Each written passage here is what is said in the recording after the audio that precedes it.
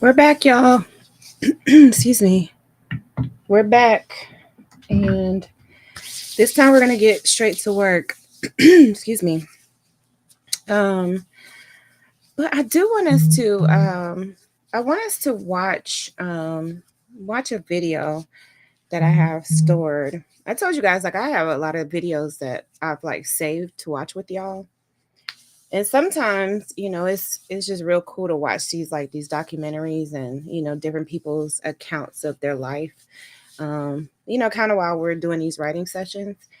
Um, so that's what we're going to do today while we are working. So let me know in the chat. Excuse me.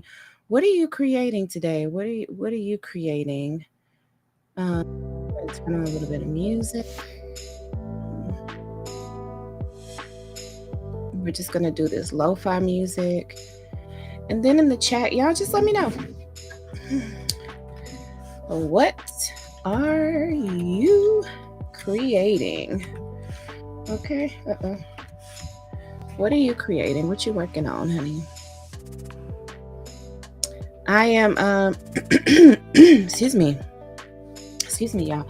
I've been working on this I guess you can call it like it's somewhat of an audiobook format for That Man's Book. So you guys know I did a live reading of it on Sunday, and so I went through and I edited it, and I'm still doing some editing, put in the captions and stuff like that. So that's what I'm working on, and yeah, and just trying to make that flow right. And then I'm gonna upload it. I'm debating on where I want to upload it exactly, because I have a couple of different channels, and I don't know. I don't think I want to upload it on all my channels. I think I just want to upload it on a specific channel. So yeah, I got these Invisaligns in, and it feels like it's poking out. It's kind of like touching my tongue. It feels weird. But anyway, so what was I saying? Yes, I'm just working on the edits for that one, for That Man's Book. Yeah, isn't it nice of me? Like, I basically did a whole audiobook. I basically did an audiobook for him. Like, shouldn't he be happy? You know what I'm saying? He wasn't gonna go through and read it, child, because you could tell he didn't read it because he didn't even write it. Okay. So let me go. I'm trying to find my little playlist so I can pull up this video for y'all. What are y'all working on? What are you creating right now? Are you at work? What y'all got going on? Let me know in the chat. And then I'm trying to find this video for y'all. This one really concerned me. So I was like, oh my gosh, I'm gonna have to come and watch this. Or we could just listen. I mean, I'm not gonna be really watching it per se. I'm gonna be listening to it.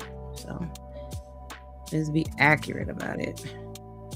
Okay, so this one is called Inside the Minds of Domestic Abusers: How to Support Women.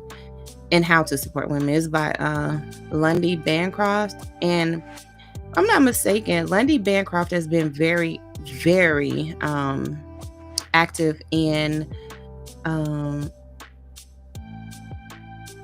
like the awareness of domestic violence and stuff like that. And I want to say that he is the one that's been very instrumental in getting coercive control recognized as a form of abuse, like one that is, I'm sorry, I just moved my screen over here. So he's trying to get that recognized as a criminal thing. And I think he's been successful in getting that recognized in New York, but I'm not sure that that's made its way across the entire United States yet. I haven't seen that. but I'm not sure what other progress he's made as far as getting that movement, going. Okay, y'all. I know I'm over here looking crazy. Okay, so I'm gonna share my screen, and y'all let me know in the chat what you are working on.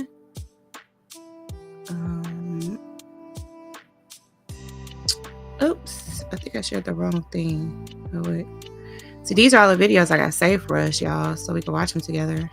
Is insight into the abuser perspective. So this is it right here. He's being interviewed. And this channel is, hold on, y'all. This channel is called Insight. Well, this channel is Borderliner Notes. Inside the minds of domestic abusers and how to support women. I'll go ahead and subscribe, child, because some good information here. And let's just take a listen to it, just take in the information, and and just kind of let's get a little bit smarter about the things that other daughters are dealing with. Like this, some of the stuff is like, this is really serious stuff. And we're a lot more helpful to each other when we at least have some knowledge about the different types of things that we've all been dealing with. Some of us have absolutely no knowledge about certain things, and it shows in how we interact with each other when someone is trying to explain what's been done to them. And sometimes it's like the most ignorant people are the loudest ones, and it's like, can you just do some research first before you go making matters worse? But I think it's just important, especially, we want to, we really want to look out for each other. Then, we should, every opportunity we can, we all got our lives and stuff, but, at every opportunity we can, let's just get a little bit smarter about, what each other is dealing with. So I'm going to mute myself and I'm going to get to work. And y'all, so y'all let me know in the chat what you're creating. And this is our accountability group where we just, it's like we're just in a virtual workspace and we're all just, doing our thing and holding each other accountable and encouraging each other wherever we can. And just putting out, doing what God created us to do, which is to create. Okay. So I'm going to mute and let's get started. First of all, thank you for letting us do this in your home. I'm really glad to get to have these conversations. I always enjoy these kind of conversations a lot. So I'll give you a little background on why I found you. Okay. Which was the main thing I started to become curious about is like what constitutes abuse, and when someone is in a confusing situation, how do you begin to sort through the confusion of what the hell is going on? But you offered a side of the equation that I think a lot of people don't understand, which is insight into the abuser perspective. And the book that you wrote, which was the first book I read, which is Why Does He Do That? Which is literally the question that is in many people's heads. Why? Spoke directly to the struggle I was having to understand what was going on. So anyway, I would love you to introduce yourself and just say a little bit about your background and what you do, what you did. So I'm Lundy Bancroft, and I came into the domestic violence field about 30 years ago, more than 30 years ago now. And I came in on the offender end, and so that's so much of what shapes my perspective is the fact that the lion's share of my direct service experience was with the offender rather than with the abused woman. And there's a way, I guess, that when people think about domestic violence, their first image tends to be of an abused woman, whereas my first image tends to be of an abuser. And that tends to be part of the soapbox I'm on, is try to get people to keep the offender front and center. Like, he's the source of the problem. Like, she's not the problem, he's the problem. So I started to first volunteer and then become a staff member at what was actually the first counseling program specifically for men who abuse women in the country, called Emerge. It was in Cambridge, Massachusetts. And so we had a really deep dive into the abuser mentality because we were working with the abusers in groups. And a lot of what was so essential to our experience and my experience was that we maintained telephone contact with the abused woman throughout the time that the man was in our program. Because the abuser is very deceptive. You cannot come to fully understand abusers by spending your time with abusers. They will so dramatically mislead you. But if you're spending your time with abusers while simultaneously checking in every few weeks with the abused woman, who keeps waking you up to reality, then you start to understand the abuser mentality, because you start to understand what he's saying, what he's saying and thinking in his interactions with you versus what he's actually doing at home and what he's saying to her. And so that was really the most important aspect of my background, was working intensively with the abusers while constantly hearing the story of what was actually going on at home. And we'll be talking more, I'm sure, about some of the contrasts there. What led you, what even led you there to begin with? Well, I went through, I came out of college with various kinds of training and counseling. I didn't have a psychology degree, but I had various kinds of training and counseling. That was my only marketable skill. But my interests were always more in social change than in social work. So I was trying to think, well, how do you use counseling in a way that's more about social change than about social work? And first, it didn't look like I was going to find anything like that. Like, oh, no one's going to pay you to counsel draft resistors or something, you know? And so when I learned about abuser programs, I thought, no, wait a minute, that's intriguing, because that's really about trying to address a justice issue with your counseling skills, and it ended up being a perfect fit. It's very cool to hear you say that. I mean, I feel like I'm sitting here with you today because I hate patriarchy. I hate it. I hate it with a deep passion, and I am like an angry woman for that. And but I wouldn't say I've kept it under wraps, but I'm not going to keep quiet about that anymore. And I feel like the intersection in romantic relationships and patriarchy is so unavoidable. It's almost impossible to engage with the idea of having one without considering the reality of the world we live in.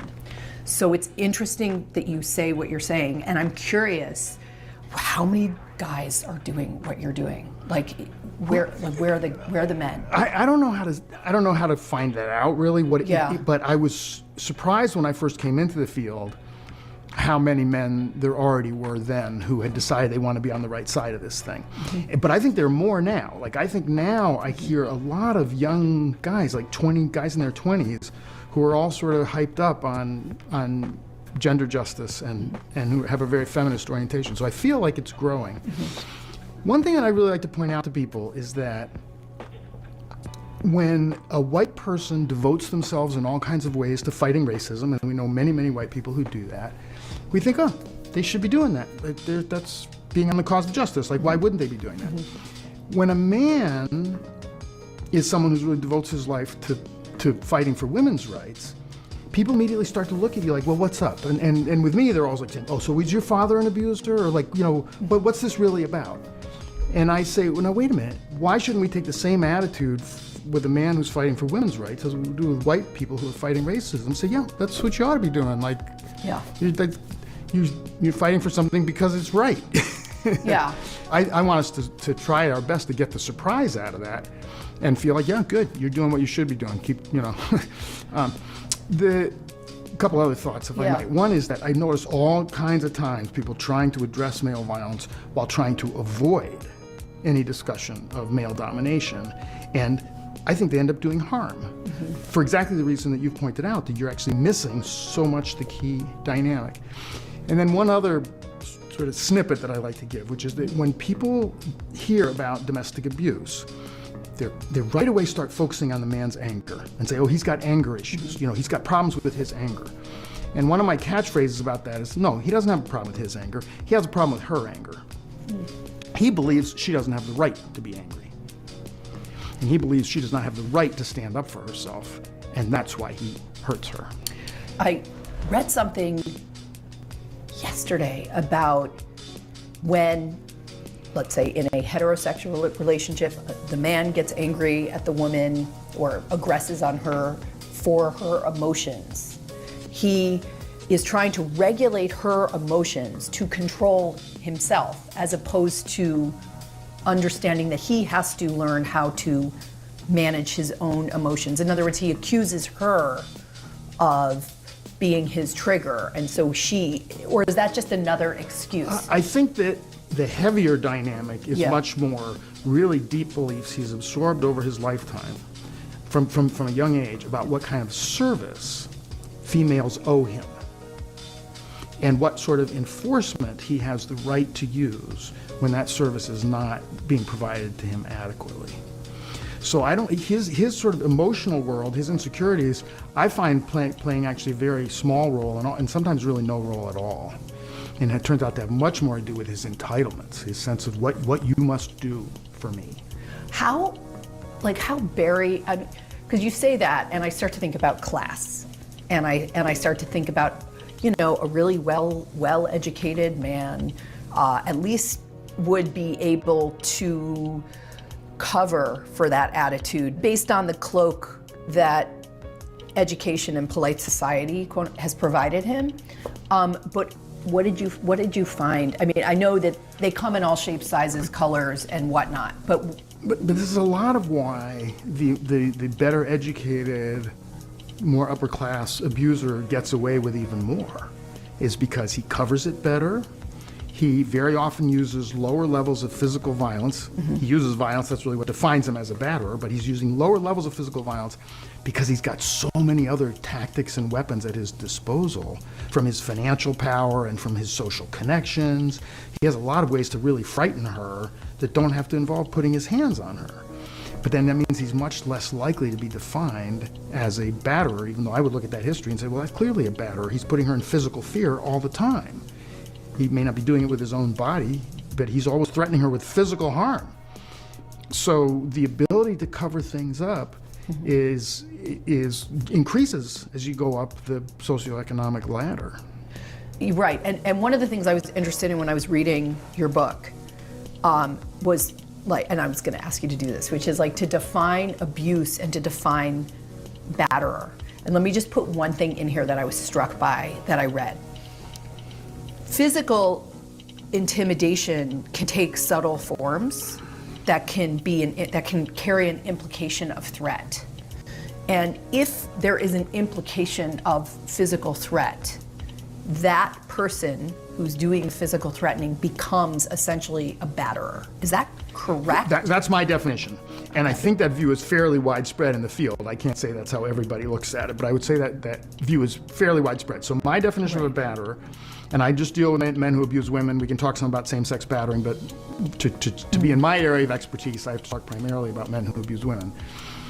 To me, he has become a batterer at the moment at which he is deliberately taking steps to put her in physical fear. He doesn't have to ever touch her. If he raises a fist, well, he's trying to put her in physical fear. If he says, I'm digging a grave for you in the backyard, that's putting her in physical fear. If he says, well, I'm going to call immigration on you and they're going to drag you back to Guatemala where you're from because she doesn't have documents, he's putting her in physical fear.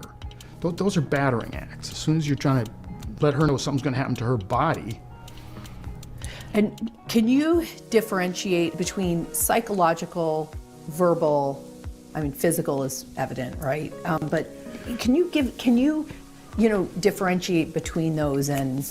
One thing I have to clarify is that I put certain things in the physical abuse category that other people would put in the verbal or psychological abuse category because they involve deliberately making her think that she's going to physically get harmed. So if I say I'm going to kill you, that to me is physical violence. That's not verbal. It is also verbally abusive, but I wouldn't put it in the verbal abuse category because I'm deliberately using it to put you in physical fear. So if something like blocking a door, refusing to leave. Physical abuse. Pinning, which is a very common thing that abusers use. They'll what do they call it? Restraining, which I don't like that word because it's pinning. Right. You're talking about pinning the person. Those are violent acts. Yeah. And we live in the United States, we live in an extremely violent society. So people don't even think of something as violence until it becomes so violent. And I'm not talking about what people call verbal violence. I don't even like that term, honestly. That would be a whole other discussion. I'm talking about clear, physical, harming the person through their physical body. Pinning them is an assault and battery. It's very oppressive. Locking someone in a room, blocking a doorway. Those are which is effectively imprisoning. Yes. Like these things get called a lot of things that they're not. You're imprisoning the person or you're pinning them. That's assault and battery. You're taking power. You're taking their rights away from them. And so that any verbal behavior that's designed to cause physical fear, and that means also all kinds of physical behavior that doesn't get defined as violence. Punching a wall. It's like, well, the whole point of punching a wall is to get the message across. It could be you the next time. When I think about verbal abuse, I'm thinking about behaviors that are made where you're saying things that are deliberately simply to hurt the other person's feelings. That's the goal. You're stupid. You're fat.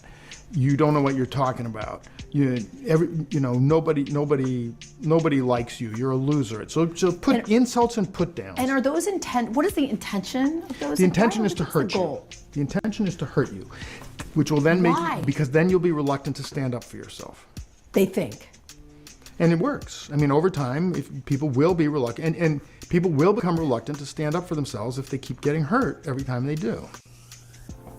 If you have a boss, many people, it doesn't necessarily mean you believe what they're saying, but just that you're not going to go head to head with them because it's just a losing battle. Because it's not worth the because energy. It's painful.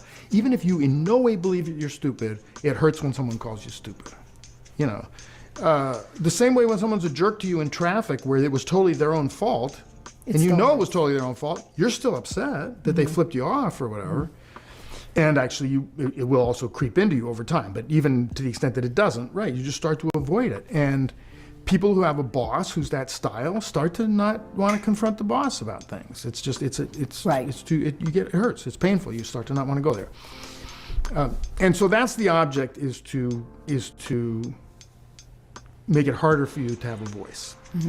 And what an abuser wants, consciously or unconsciously, but on some level, what they want is a relationship that gets increasingly tipped over time, way sideways. They do not want to be in an equal relationship. One thing that we see a lot in an abuser program is abusers whose behavior improves for weeks or even months, and then they go back to how they were being before. And so we start exploring, okay, why the backsliding? Why'd you go back?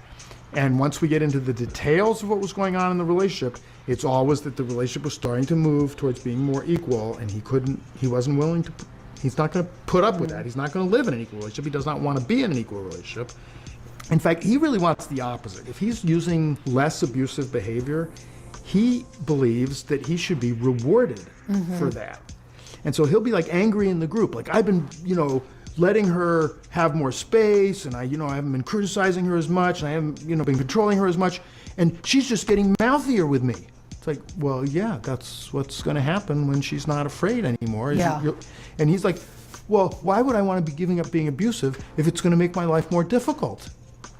It's like, well, yeah, being non-abusive will lead you to a more difficult life. So is there any benefit for people to be less abusive other than the legal implications? Now, this is a really important question. It has big implications.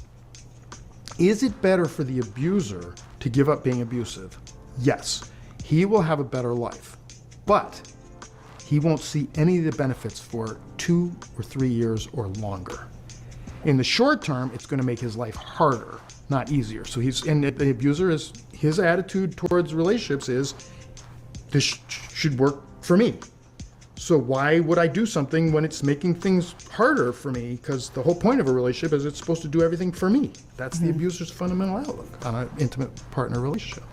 And in terms of the person on the receiving end of that, my sense is that many people are not always clear. The women have this challenge of trusting their perception of what is happening. We have a lot of people who watch our channel who have personality disorders. Their perceptions are either off, or they understand that in the past they have been off and they cannot thus trust them. So how do you know when to trust that what you're experiencing, if you're not actually getting a fist to your face or your body, is abuse versus just a messed up relationship? So I don't think it's always easy actually to draw a real sharp line. Yeah. Now this has become abuse. The pattern that I'm most encouraged people to look for is one person systematically tearing the other person down. Now that can be primarily verbal in nature. It can be primarily physical in nature. It often has heavy elements of sexual mistreatment, huge range of different kinds of sexual mistreatment, including verbal sexual mistreatment, sexual insults, said verbally. But that's a real judgment call. At what point do I feel like this person is really over and over again tearing me down? And the abuser will also work quite strategically. And this is one of the things, again, that people who don't know that much about domestic abuse have trouble accepting, is how much method there is to the madness. You can focus so much on the madness and not notice how much method there is. So if he notices, for example, that she has some mental health problems that she is battling with, he's going to keep throwing that up in her face all the time. Oh, you're just imagining this. You think I'm abusing you because you just see abuse everywhere. Or you think I'm abusing you because your parents abused you. That's become a popular one that abusers like to use against the victim. And I tend to really encourage her to trust her perceptions. That if she's going to sue him, then yes, she needs more than her perceptions. But for her decision whether to be in the relationship or not, or to go into distance, she doesn't need any proof that she has the right at any point to back away from a relationship. Hey, so what if you were wrong? Well, maybe better safe than sorry. Yeah. A couple of other things I really watch people to look for is, does he make her responsible for his actions? Because that's something that even if she has some mental health issues, and so she's wondering, am I distorting this? It's well, that's something very concrete she can look at. Does she complain about things that he did, and he says, well, you caused me to do those things? Well, that's got to be a big flashing light right there. Well, you made me so angry, or you made me this way, or you made me that way. It's well, that doesn't justify his actions. Someone can make you feel things, but they can't make you do things unless they, put you in danger. Yeah. So that's a big one to watch for. Is he saying that you cause what he does? Another big one to watch for is double standards. And again, that's something that sometimes you can find fairly objectively, that he has really different rules for himself than he has for you. He's allowed to be quite flirtatious with women. You're not even allowed to talk to a guy or have a man friend. Or he can spend money any way he wants, but you spend a little money and he's you're wasting money.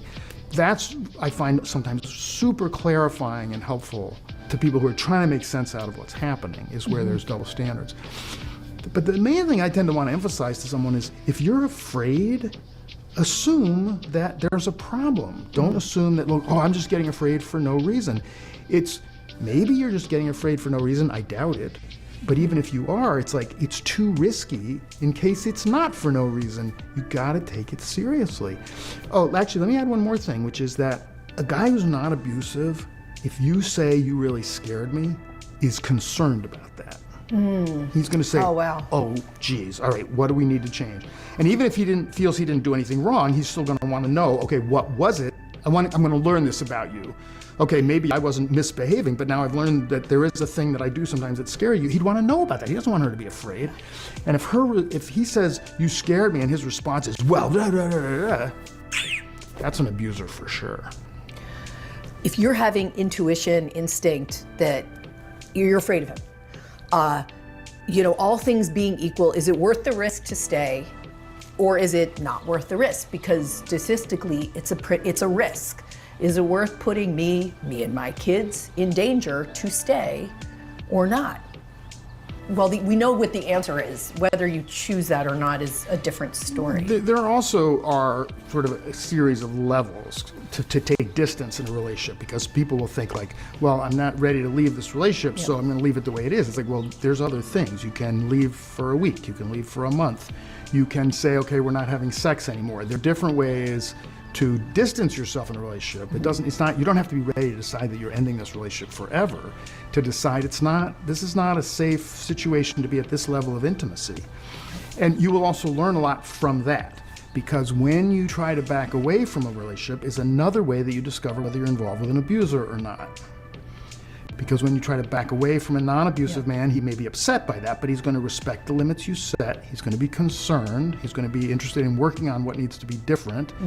You back away from an abuser, he usually will not respect it. Like you say, okay, I don't want to have sex anymore for now. He's going to be pushing you for sex, or outright sexually assaulting you. Well, then you know you're with an abuser. Or you say, you know what, I need to not talk to you for a week, and he's texting you 20 times, you know you're involved with an abuser. So backing off some distance is often very, very clarifying, and will help you to take steps that you need to take. Whereas to try to wake up tomorrow morning and leave, like, who's ready to do that? No, that's a very big, hard move to make. With regard to blaming, non-accountability, part of the original YouTube channel was geared toward people who are interested in personality disorders. And certainly for borderline, one of the things that good therapy does is it sort of positions you, the borderline person, in a place where you have to be sort of radically accountable for yourself and your actions. It may be almost to an extreme, but it means that, you know, look how your actions are impacting other people. And one of the things that seems pretty much common, right, with abusers is they absolutely do not take accountability for their actions. I mean, I think that's a general red flag in a romantic relationship, period, for someone you may not want to stick around with. But not everybody who isn't accountable is an abuser, right? Like, that's my question. So there's a couple pieces in here. One is that in dealing with the domestic abuser, we're dealing with someone who has this really odd split between how he is in relationships with women and how he is in other contexts. And most people are quite surprised to hear, for example, that most domestic abusers are not personality disordered.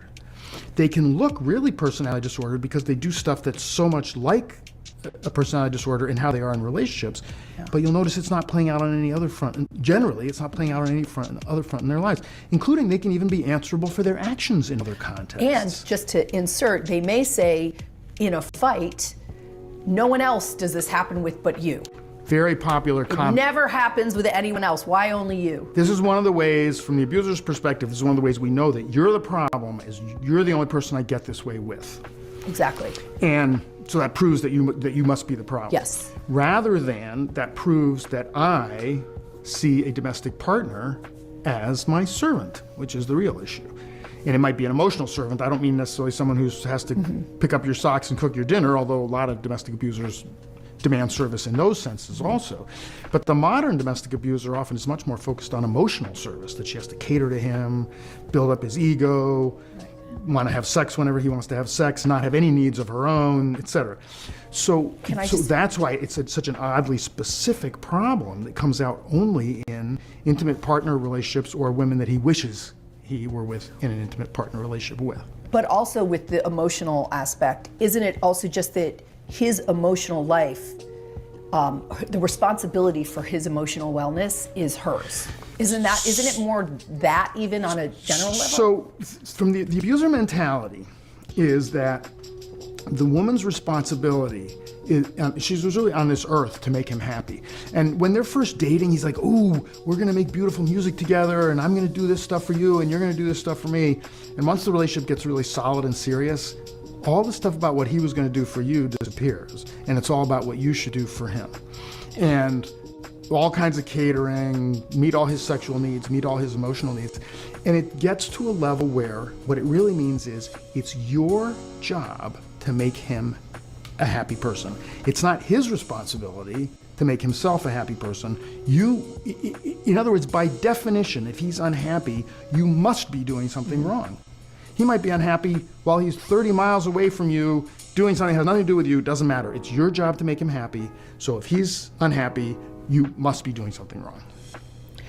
So what is someone to do with these men who seem so unchanging? What's been your experience? Are they fixable? So what we're up against is someone who started learning from a really young age, boyhood, like young boyhood, about what kind of service he has a right to require and expect, from females. And it may have been his father or stepfather that he watched doing this, his other male relatives. I mean, a lot of people grow up in a family where the whole family tree is set up in a way where all the males just expect the females to do everything for them, like that's just normal. And by the way, that doesn't divide by race or class. I mean, you can grow up in a family of wealth or poverty of any color, and your family tree may just be full of men who just expect everything done for them and who feel superior to the females. Like that's just the way that's the way they've been.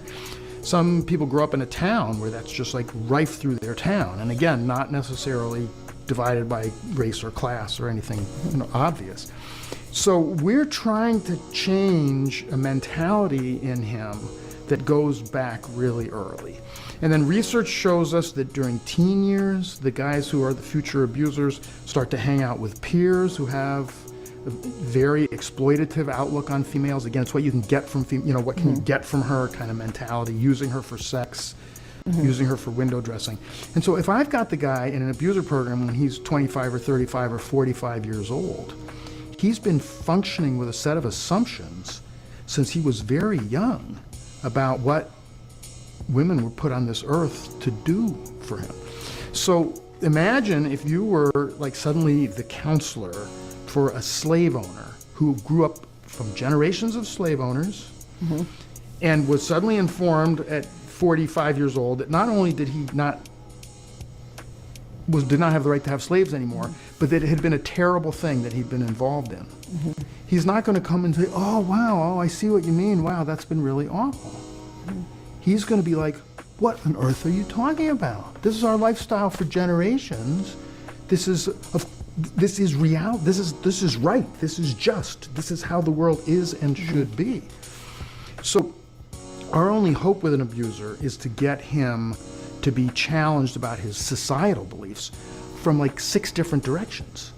I need him arrested because then he's had to send the message, your legal system doesn't agree with what you're doing. And then I need him in an abuser program, so he's been being confronted by males and females, because he should have both male and female counselors ideally, week after week. Like, this isn't okay what you're doing. And then his own relatives need to go after him. That's not common, unfortunately, but he needs his own relatives to say, this isn't cool.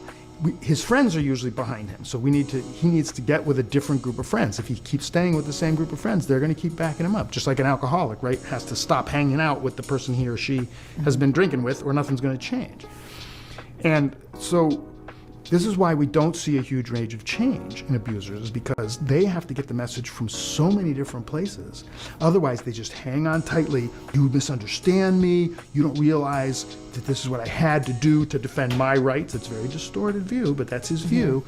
You don't realize how awful this woman was. You're being unfair to me by taking my slaves. These are my slaves. You can't take my slaves away from me. That's not fair to me. Who's going to grow the crops? It's a very, very twisted mentality, but it's deep. It's really deep. I mean, this sort of leads me to wonder the question that people who are in abusive relationships wonder if the person, the abuser, actually knows what they're doing. Or if they are just, they don't know. And especially if they deny what they did.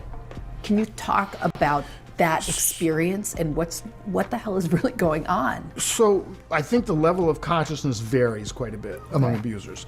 And for example, a lot of abusers, something like 40%, still not half, certainly not 80%, but it's still a substantial number of abusers, grew up with an abusive dad or stepdad, an abusive male in the home.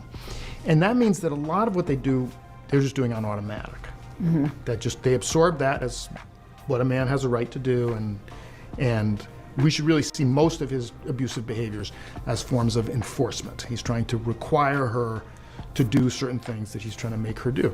Well, those kinds of enforcing behaviors he just absorbed, and so they became automatic. So when he doesn't like what his partners are doing, he moves to enforce. And so he just learned how to use the verbal abuse and the threats and the scary looks and all this different kind of stuff became automatic to him.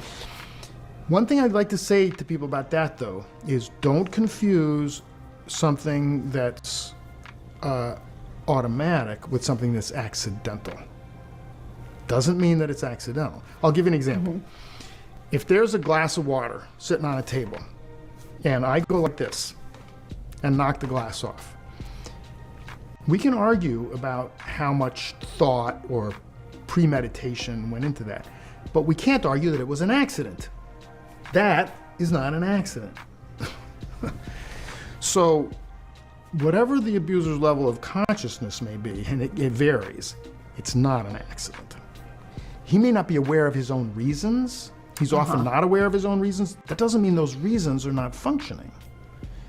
The fact that your motivation for doing something is below the level of consciousness doesn't mean that that's not your motivation for doing it. I'll give a somewhat strong example, whereas most of the cases are going to be much subtler than this. But I had a client who was insisting that the reason he started slapping, the reason he started hitting his partner in the car was because they were driving through a dangerous neighborhood at night, and she started trying to get out of the car, and he didn't want her to get out in a dangerous neighborhood. So, and I think he believed it. I think he had actually convinced himself that he was hitting her to protect her safety. And so I was kind of making fun of him in the group, right? I was saying, oh yeah, so you're beating your wife to keep her safe, right? Like, that's real logical, buddy. And then I said to him, no, you weren't. You were doing that because if she got away from you, then you didn't get to win the argument. If she could get out of the car, then she's escaped you, and you no longer get to rule. You feel like she wins if she gets away from you. And that was the real issue. You weren't beating her to keep her safe. How can you tell yourself that? That's absurd. And in that case, I've got a whole group, even the other abusers, like, prepared to say, well, obviously he's not hitting her to protect her. So my job as the abuse counselor is to bring the true motivation to consciousness. So I'm forcing him that evening to look at the fact that, yeah, I was doing that because I didn't want her to win, which was obviously why. And it also and because he defines that as winning, like the getting successfully, I mean, that's twisted to even define that as winning, to get away from him being a jerk. So the real reasons why he's doing things are, invariably tied back to patterns of selfishness and disrespect and enforcement. One of the things when I started reading your book, and just in general, I hear it all the time, and I am someone who asked it, like, why don't they leave? I've thought about cults and Stockholm Syndrome. There's the danger issue, but there's some psychological entwinement that happens. There's so many different ways to talk about this, but I have one frame that I think sometimes is useful because it's a different. I think a lot of the frames are important, honestly, but there's just one that you will not often hear. So I think it's nice to add one that you don't often hear, which is, what do you need to leave a relationship that's not abusive? What do you need? Good question. You need to believe that you deserve better. You're usually going to need money because living separately is usually going to cost more, almost always going to cost more than living together. You're going to need to have some sense of your own attractiveness. Because no one wants to end a relationship believing that that means they're going to be single forevermore. Like, I'm leaving this relationship in order to never be with somebody again. You really need social contact because the decision to leave a relationship is complicated. People do that by talking with their friends and relatives and therapists and whoever they have in their life to talk to about the decision, because it's a tough decision. You need the belief that you are someone who can manage life on your own. So you need some level of self-confidence to believe, I'll be able to get my own place, and if I haven't been working that much, that I'll be able to work more hours, or a sense of that you can. So these are the things anybody needs to leave any relationship, are exactly the things abuse takes away from you. So I always say the main obstacle to leaving an abuser is the abuse. And people commonly in the public look at this backwards. They think it would be easier to leave a relationship because of abuse than to leave a relationship for the other reasons why we leave relationships. But that's 180 degrees wrong. It's much harder to leave because of abuse than because of the other reasons why we leave relationships, because the abuse takes away the key elements that I just went over that you need to leave a relationship. Wow. I mean, one of the things I thought interesting in your book was also, you don't tell the partners/women to leave. And I've been on the receiving end of being told to leave relationships, and it has a strange effect on me. Where, like, initially I want to hear it because I can't trust myself, but then I become avoidant of that person, right, because I get ashamed or embarrassed that I'm not able to do the thing that they're telling me to do. And then I get kind of angry at them for feeling misunderstood about what's actually going on inside the relationship. I mean, it's not really their fault. They're doing what they mean to do. So that's just my personal experience of it. And so I appreciated when I actually didn't see that in your book, but I'm curious if you can talk about your choice not to put that in. Certainly, and I'll say something first just that I think is useful for people in the world in general to know, which is that when a woman is being really badly mistreated in a relationship, she's going to have so many different moods and feelings about it on different days. And she may talk to you on a day when she's furious at the man and sick of him, which is what you as her helper, her friend or relative, are hoping to hear. So you're going to tend to join with her very enthusiastically that day. Oh yeah, you're right, he's awful, he's terrible. You need to not do that, because then when she's in one of the other phases, she's not going to want to talk to you. Yes. And she's going to feel that you're too much against him, and she's going to feel embarrassed about how angry she was towards him that day. So support her anger, but in a way where you don't get too into it yourself, so you're making sure that you leave the door open for her to be able to talk to you on a different day when she's in a different place. So, okay, so why don't I tell women to leave?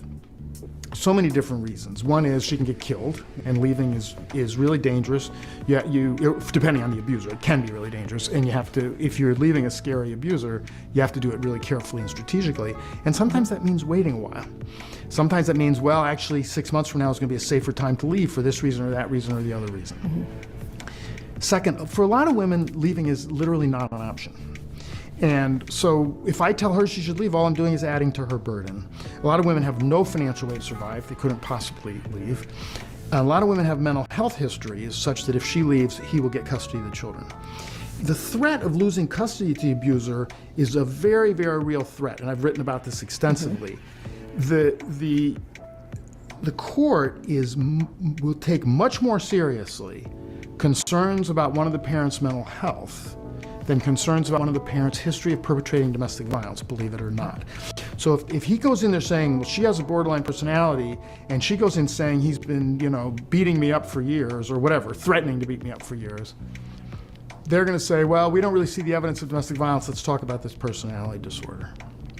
And very commonly, they're going to send you both out for psychological evaluation, and he's going to do fine. Psychological evaluation doesn't catch a domestic violence perpetrator, unless it may catch mental health problems he has, if he has mental health problems. But most domestic batterers, even horrible domestic batterers, typically don't have any diagnosable mental health problems. So his eval usually comes back fine. This is a very widespread misconception that people think, oh, if I get him evaluated, they're going to find out in the custody courts what his issues are. Unfortunately, they will not if he's a domestic violence perpetrator, if that's his primary issue. Whereas she is very likely to turn up with all kinds of problems, mostly just because she's been traumatized by him. She wouldn't even have to have any pre-existing mental health problems. So a woman, for example, who has a history of, say, 2 or 3, or even sometimes 1 previous psychiatric hospitalization, she can't leave the abuser unless she wants to give up her kids. There are women whose immigration status makes leaving absolutely out of the question. There are all kinds of factors. Women who have children with certain kinds of special needs. So we can't start from the assumption that leaving is even an option for her. And so I try to encourage people to think, what are strategies to increase her agency? What are strategies to increase her voice? What are strategies to increase her self-confidence? Strategies to improve her economic position, rather than how can I get her to leave this relationship. If you do everything else right, that's also going to increase the likelihood that she can find a way out. So, I see what you're saying. So focus on doing all this other stuff, which you need to do anyhow. Right. And that'll also help her get out if she can. Do you think, one of the things I also found very interesting was what you did, these abuser programs were not therapy, and that in fact, therapy is and can be detrimental. Certainly couples therapy can be very detrimental because you're operating on a premise that both are equally causing the problem. And individual therapy for the abuser can be detrimental. I think many people probably who are in a situation where they're in an abusive relationship, they initially go the therapy route. So that was really interesting to hear. I have my own ideas about why it isn't useful, but I'm curious to hear, from the field, what you've seen. So I'll say first, looking at it from sort of the broadest perspective, that we have a tendency in American culture, American society, to psychologize all problems, to think of all problems as somehow rooted to our family of origin experiences. So what disappears from the discussion is the influence of culture, and the influence of systems of oppression, whole societal structures that oppress specific groups, that keep them down.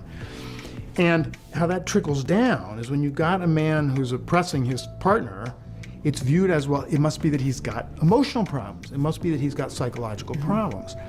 I don't find that same assumption about a white person who's been a rampant racist their whole life. People don't think right away, oh, well, this person must be really insecure, or this person must have mental health problems. They think, no, this person probably grew up racist and has been attached to racism ever since.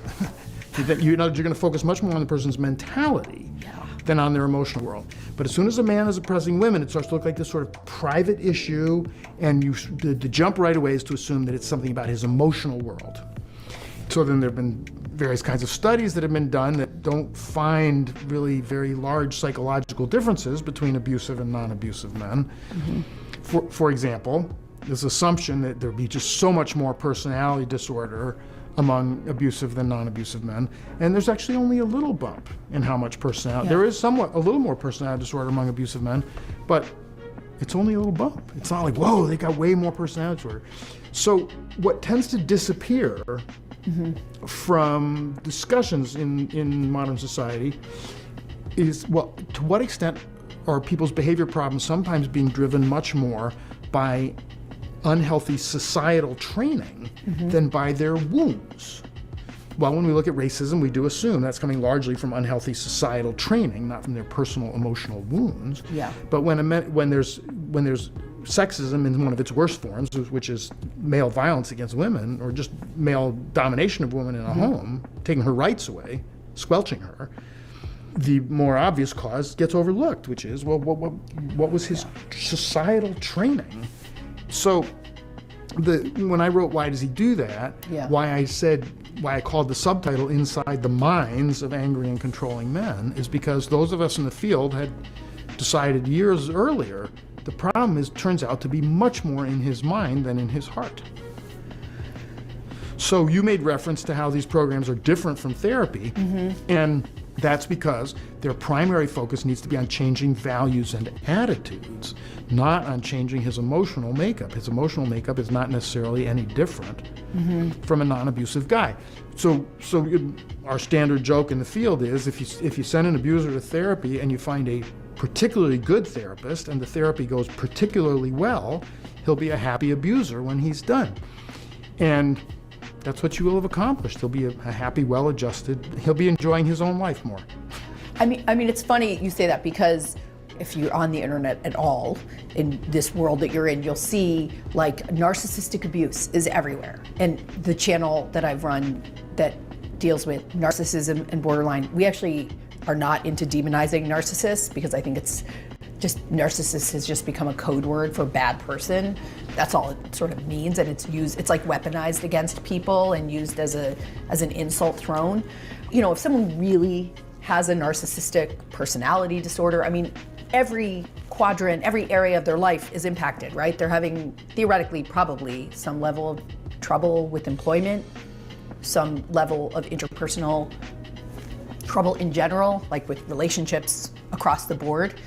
And it sounds like, is this true, that a lot of the men that you worked with in your program seem to very specifically have just trouble in the home? Was that generally what you found? Yes. The overwhelming majority of abusers, the problem is limited to current or former intimate partners, or to some extent women that they wish they were involved with. But in other words, it's all connected to intimate partnership.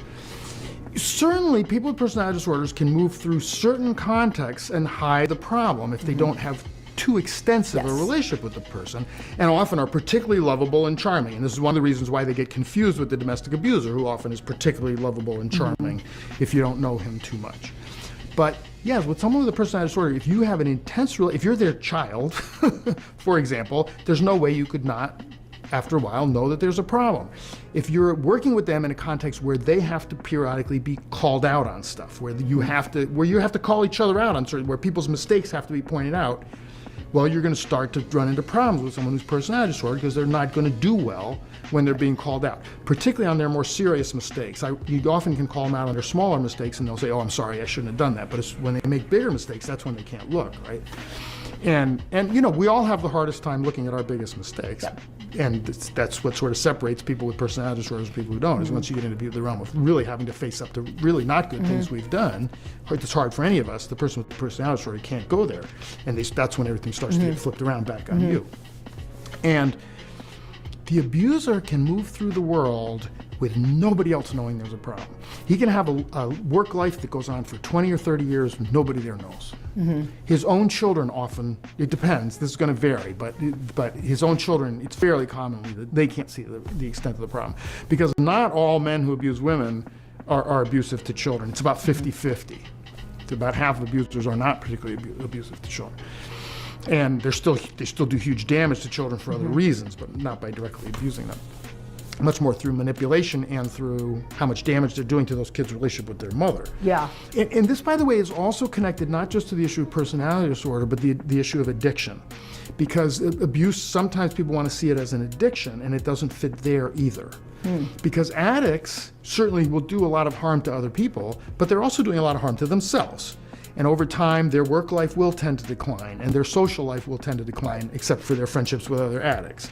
And their physical health will start to decline. None of those things happen for the domestic batterer. His physical health, her physical health is going to be deteriorating over 20 years, but his physical health isn't going to deteriorate over 20 years. His work life, he doesn't usually go through any deterioration at all. His social life, everybody thinks he's fine. Again, there are exceptions, but I'm talking about the typical, the mass, by far the more common abusers. He doesn't hit bottom the way an addict does, because he's not actually doing himself much harm at all. I mean, I don't think it's a great way to live, but he's not really doing himself much harm at all. He's doing huge damage to other people.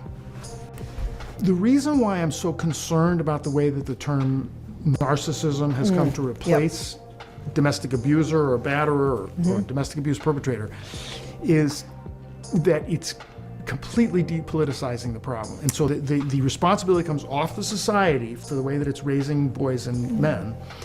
I mean, when you're talking about personality disorder, you, again, tend to start to think about family of origin type wounds. And that means who's most likely going to be blamed for this guy? His mother. So, whoa, we're back around to finding a way to make women to blame again. And there's also the simple fact that research shows, but that we also always saw in abuser programs, that something like 7 out of 8 domestic abusers are not personality disorder. The guy who was personality disordered, you would totally see in your group. He was an even more of a pain in the butt than your other clients. Wow. Because he would be an abuser with a personality disorder. It's not either or. But the great majority of our clients were not, and we could tell. We just knew. We would be talking about it when we were processing our groups or in supervision. We'd be saying, yeah, so and so is pretty clearly personality disorder. You would know. He would stick out. Did you like the batterers you worked with? Our clients were much more likable than not likable people. And one of our catchphrases around Emerge, the abuser program, was, I never met a batterer I didn't like. And we really like to emphasize that point because we want people to understand that you can't judge, how abusive a guy is or whether he is an abuser or not, like whether it's true or not, based on anything about your personal experience of him, unless you've been involved in a serious relationship with him. And that doesn't include like you dated him for 6 months or something. And because there will be women who were in a brief relationship with the guy who say, oh, she's totally lying. I went out with him for 4 months. He's nothing like that. Well, you wouldn't know unless your relationship got really serious or you moved in together or started talking long term or that kind of thing. You wouldn't even discover what he was like. These guys work extra hard, actually, to be likable in public. That's part of how they increase their power at home, and these are really power-oriented individuals on the home front. And so building a really good public image is a lot of what strengthens their hand at home. That's part of what gets her to not be believed. That's what I was just going to say. How hard, and gets the kids not to be believed, is how hard he's worked to make everybody think he's the greatest. And maybe even makes it harder for her to leave on some level because he looks so good on the outside.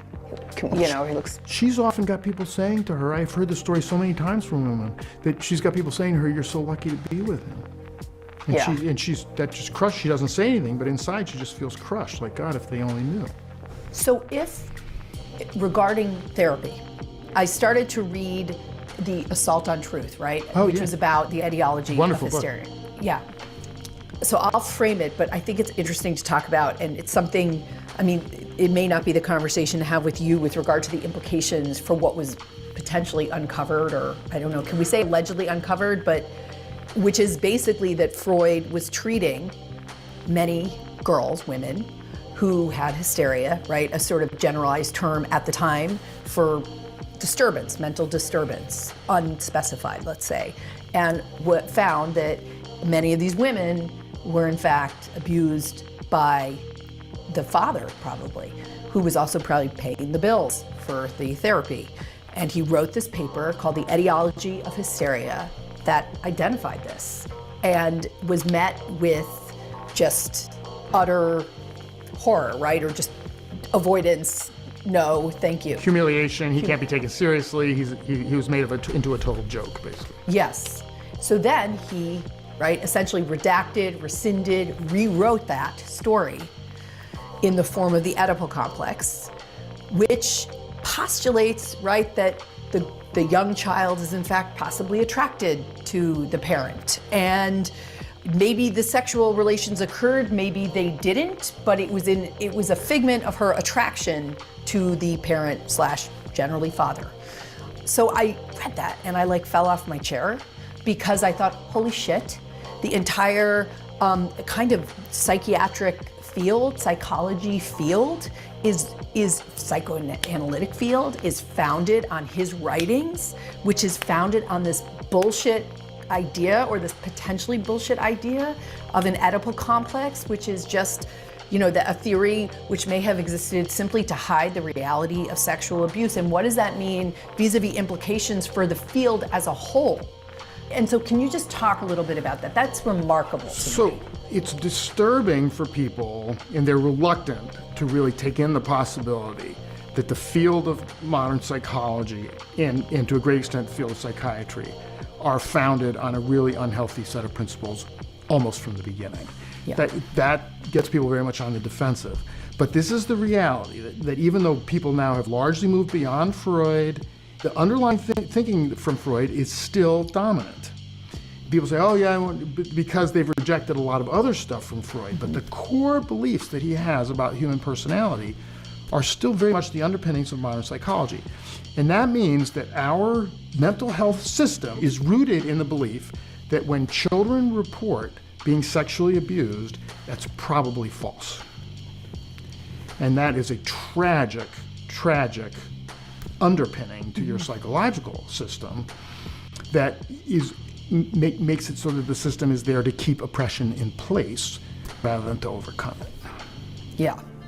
So can you talk about the problem of therapy as it relates to abuse, and where if people are seeking out therapy for themselves or their partner as a means to get help, what are some of the things they're going to come up against in that experience so they know it's the wrong path to bark down? Okay, so first I'll talk about a piece that is actually growing right from what we were just talking about, which is that we have this underpinning in psychology that women and children are exaggerating, or they're not, or it's not even true at all, or they're saying things that are actually based on their own desires.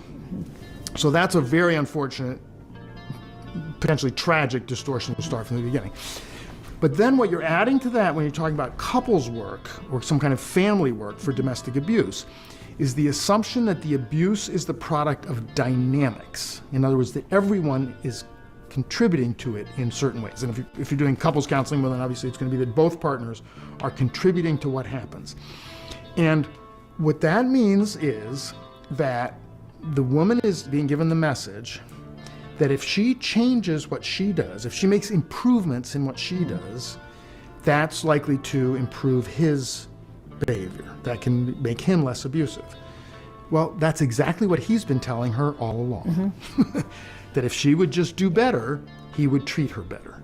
So couples counseling by its very nature supports the abuser. And I don't mean that the couples counselor in any way would think of it that way. The couples counselor would usually insist that they did not want to be, that they were against the abuse, that they wanted the abuse to stop.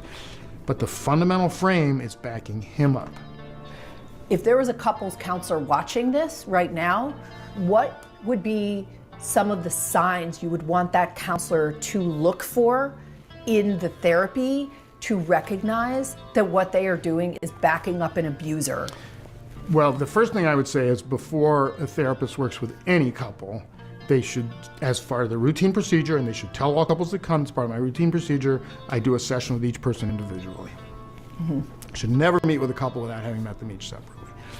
So you try to find out whatever you can then about whether one partner is afraid of the other. The whole notion of couples counseling, for it to be successful, suggests some level of safety and some rough level of equality. And no relationship between a man and woman is going to be perfectly equal. There's always going to be issues there from sexism, but that it's not some huge, insane power imbalance like what abuse creates. So that's the first thing, is that you should do your best to find out ahead of time and not work with a couple if you find out the woman's ever been afraid of him. And there's a whole set of things to look for after that may come up at other times, like her making reference to certain subjects that she doesn't want to bring up because he just has such ballistic reactions to those. Well, that doesn't prove right away abuse, but it's one of those things that's a flag where you should think, whoa, she just pointed out that there's certain subjects she doesn't dare touch. Maybe I better meet with her alone again and try to find out a little bit more about what. And a couples counselor can make excuses at any point. You don't have to broadcast that you're concerned about abuse, and please don't, because that's going to get her hurt if you broadcast that you're concerned about abuse. But just say, there are times in a couples counseling work where it works better if I do a couple sessions for a while with you, and that's often true actually when situations that don't involve abuse. So whatever, you can easily come up with an excuse to meet with them separately and say, I've noticed that you're really afraid to touch certain subjects with him. Let's talk more about that, like what's going on there. Couples counselors talk sometimes about noticing that she's always looking at him before answering questions or after answering questions, like she's very concerned to check, like, did I say anything wrong, or is he, getting too upset by things that I said. But then one of the sort of underlying kind of tenets that I find a lot in therapy and that comes up in couples counseling is the notion that all feelings are valid. And I don't think that's entirely true. This is some place where I break from much of modern society. I think, well, no, not all feelings are valid. So, for example, if I have a client, and I have had such a client, whose feelings are very hurt because while he was strangling his wife, she tried to kick him in the balls. Like, how could she try to do that to me? Like, that's so mean. She's gonna, hurt me in my private parts. No, his hurt feelings are not valid. He does not need someone saying, okay, well, now he has his hurt feelings and she has his hurt. Let's all talk about our hurt feelings. He needs somebody to say to him, that's really messed up. That's an incredible distortion to have your feelings hurt because of her attempt to defend herself while you were strangling her. No, those are not valid feelings. Those are extreme distortions that are product of a really severe sense of entitlement and a really severe denial about the fact that you were doing a very serious, like felonious, like you belong in jail type of assault. We have to talk very bluntly. There's a real reluctance with abusers to talk really bluntly about what they were actually doing and how severe it actually was. And no. So this is the kind, less severe form is what comes up all the time in couples counseling, where a very well-meaning couples counselor is when she is talking about her hurt feelings and he's talking about his hurt feelings. And a lot of abusers, by the way, love to talk about their hurt feelings. People have this assumption about abusers as not being very psychologized, and some of them aren't, and a lot of them are very, in our times, a lot of them are very psychologized and very literate, emotionally literate. And the couples counseling might say, well, okay, now, he's really heard what you had to say about how he feels hurt. Now you really need to hear what he's saying about how he feels hurt. That's a terrible message to her. The last thing she needs is to be now hearing more once again about how he feels hurt, usually by stuff he has no right even to feel hurt by anyhow. So that's just an example of the kind of thing that a couples counseling process, very well-meaning couples counseling process, will get her dragged into, that's just going to dig her deeper into that hole. But then a lot of other things that couples counselors who are more alert on these issues pick up are the fundamental kinds of dynamics of domestic abuse that we've already talked about. Like, is he always making his behavior her fault? And this reminds me, you asked earlier about, people who are thinking about getting married. Yeah. And one thing I wanted to say about that is that I feel like as people are moving into marriage, they're thinking way too much about love and not nearly enough about respect. And I love him and he loves me. It's like, okay, great. Does he respect you? And I wish people would put way more emphasis on that question before they dive into getting married, because getting married really gets you in a really deep hole. How would you constitute evidence of respect? So it's questions like, for example, what happens when either he really doesn't like something that you did, or you really didn't like something that he did? And that's one of the ways that you find out whether there's respect or not. Because if there's respect, then when he's really mad at you or you're really mad at him, that's being processed in some kind of humane and decent way, rather than suddenly you're dirt because he's mad or because you're mad. Either way, he's making it that you're dirt. And that is the way the abuser works. You're terrible if I'm mad, and you're terrible if you're mad. Right, got it, yeah. And he flies off the handle, but then he apologizes. The apology doesn't count for much. He needs to not fly off the handle. But respect is also like, how does he talk about your friends? How does he talk about your relatives? Is he actually interested in your opinions? Or is he just interested in improving your opinions to make them more like his? Is he actually interested in your taste in music? Or is he just trying to fix your taste in music to be more like his? Does he actually make you feel bad for your relationships with your friendships, with your friends or your relatives? Like you should just always be available to him. And does he know anything about your ambitions? And actually seem to take an interest in them? I mean, I think all these questions matter, but I also think what matters most is just to keep asking yourself, is this what respect looks like? Because I think when people really reflect on that question, to a great extent, they actually do know it intuitively. The questions are helpful. But I think people largely have a sense intuitively. It's that they're not focusing on that enough. Because in our society, it's all about, oh, is there love? Is there love? Is there? And of course, you want love. That matters too. Yeah. But I don't feel like people ask themselves, and women in particular are conditioned not to think too much about whether the man respects them, and just focus on whether he loves them and whether he'll be a good provider. And well, keep asking yourself, does this feel like respect? Does this look like respect? Am I being seen? Am I really being seen, or is he seeing an imaginary person, seeing me as way better than I am and seeing me as way worse than I am? Either way, he's not really seeing me. Well, and this maybe gets back a little bit to the therapy thing, but also to this other piece that you talk about, something I thought was really interesting, which was defining reality. I have known people who present a view of reality that is just seems off in a big way, and it is almost intractable. And I had this thought when that has been presented to me in these ways, which is if I disrupt that reality, they might get pretty angry at me.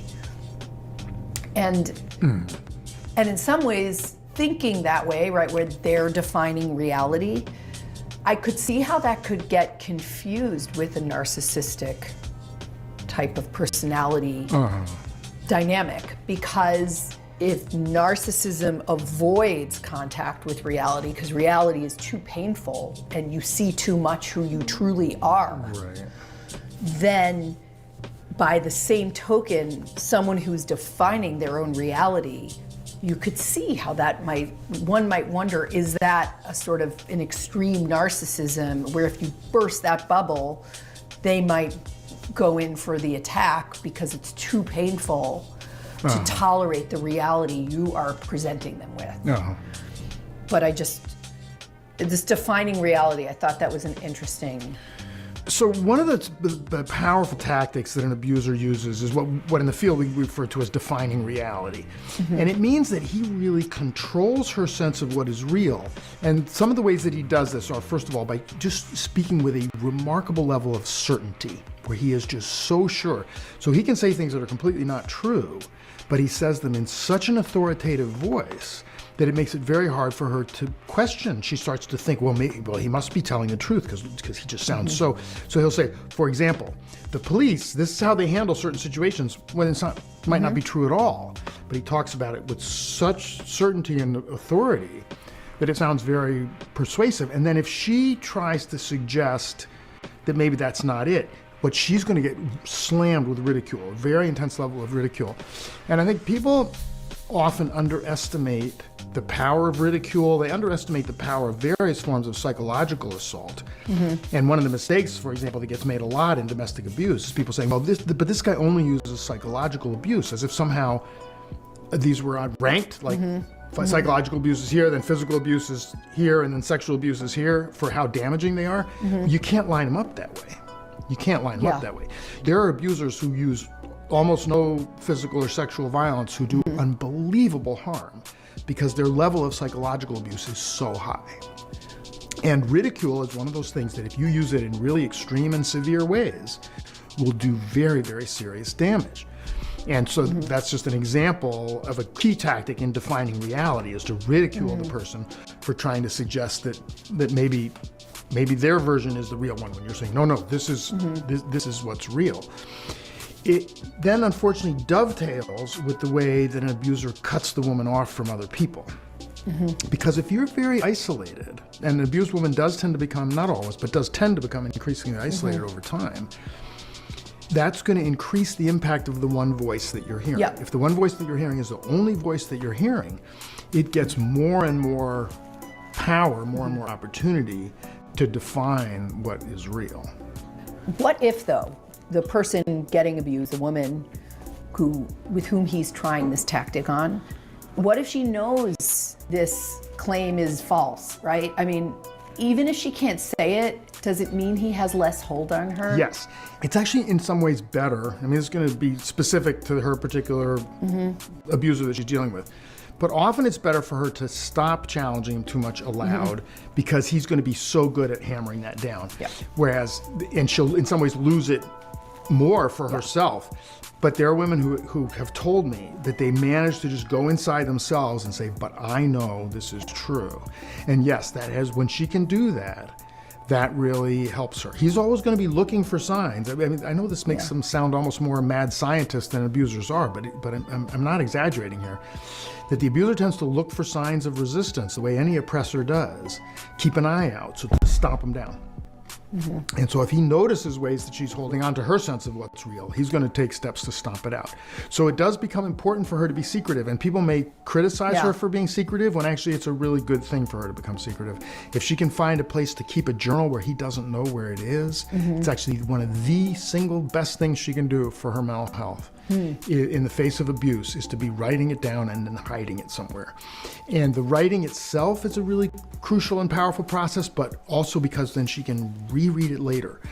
And one of the ways that abuse works and abusers work is by constantly, the abuser keeps denying that he ever did the things that he did, or to the extent that he admits them, he makes them sound like less than they were. And he's always saying that her reactions were out of proportion. Even if he admits to what he did, it's still that her reactions, that she should have been okay with it, or it shouldn't have had, that her reactions were out of proportion to what he did. And so that stuff creeps into you. It's not, you can't help it. Any human being, I mean, this is how interrogators work, this is how torturers work, because any human being will start to absorb. None of us is impervious. That's what I'm wondering. Right. You will start to absorb stuff over time. The only people who can tolerate that kind of thing without absorbing it are people who've basically been trained to be secret agents. So they've been actually systematically trained over a long period of time how to defend themselves. But any ordinary human being who hasn't had super specialized, high-level agent type training, this stuff is going to affect you. You cannot grow up with a parent who tells you you're stupid every day and not have that creep into you. You cannot have a partner who tells you you're stupid every day and not have that creep into you. It's just, unfortunately, it's not possible. So you will have times when you start to believe all this stuff. It's just natural. Oh God, I guess I am blowing it out of proportion. Practically every abused woman I've ever dealt with has said, I think there were times when I was blowing it out of proportion. That's not because there's something wrong with women. That's because that's what abuse does to you. So when you have a journal and you can go back and see what you were writing 6 months ago or back when you were writing a year ago, you realize, wait a minute, I'm not blowing any of this stuff up. It's like, it's right here what happened. And it's one of the most helpful things.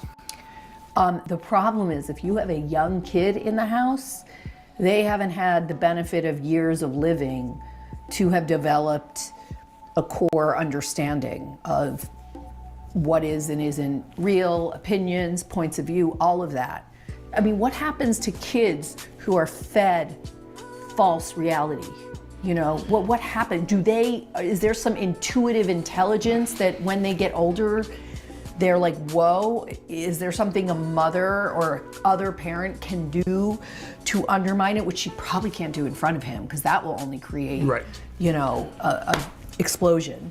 What can you do? So there unfortunately isn't anything inevitable. Like the child is going to eventually see through it. I tend to compare it to situations where children grow up in a family that's got any extremely rigid thing that they're taught, whether it's an extremely rigid religion or an extremely rigid political view or an extremely rigid fear of all other human beings, that everyone's out there, whatever it is. They're kids who grow up with really severe rigidities. You're always going to have a percentage of kids who see through it, a larger percentage of kids who don't see through it, and a percentage of kids who fully take it on as bad as, who were as bad as the parents were. They're as extreme as the parents. So there's going to be this range of reaction. So it's not automatic. So yeah, you do want to do what you can to try to plant seeds. So one of the things that I tend to say to moms, and nothing's foolproof, unfortunately, but one of the things I tend to say to moms is, the abuser is going to be saying, think like me, think like me, think like me.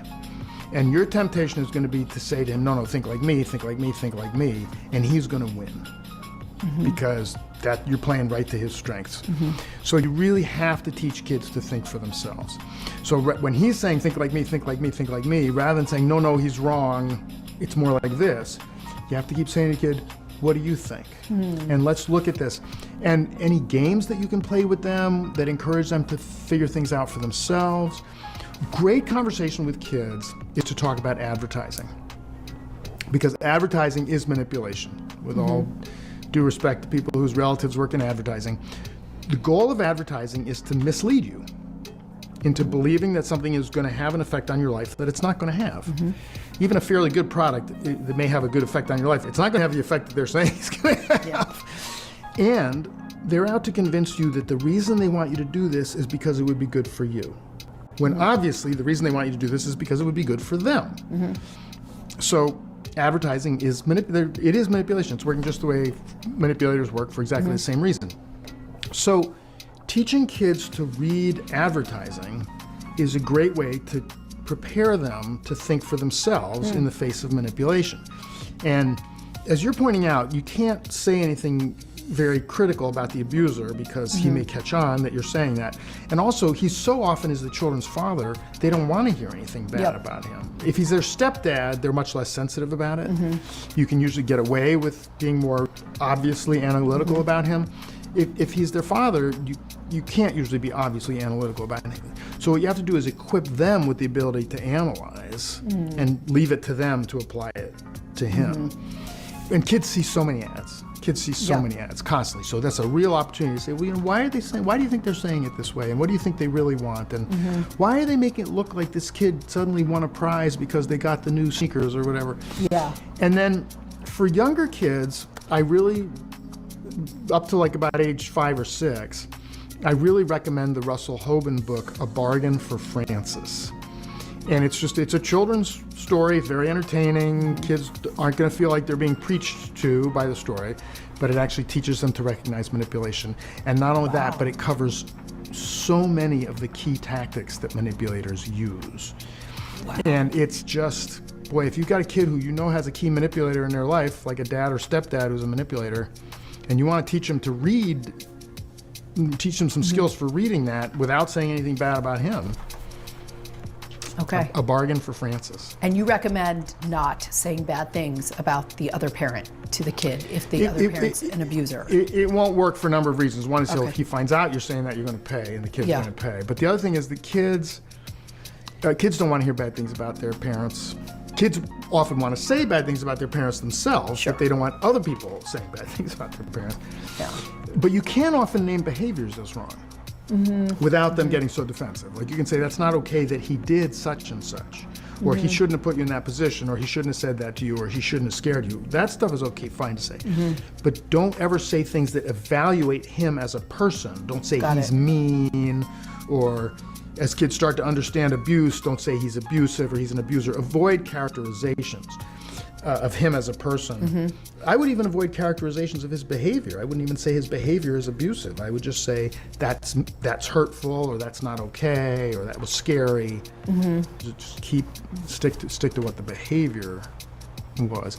But the other thing that kids do need to hear is that adults are responsible for their own actions. And part of the goal of childhood is to gradually become, by the time you reach adulthood, able to be fully responsible for your own actions. But we don't consider kids fully responsible for their own actions. That's why we have juvenile courts, right, instead of adult courts. And so we're trying to move them in that direction.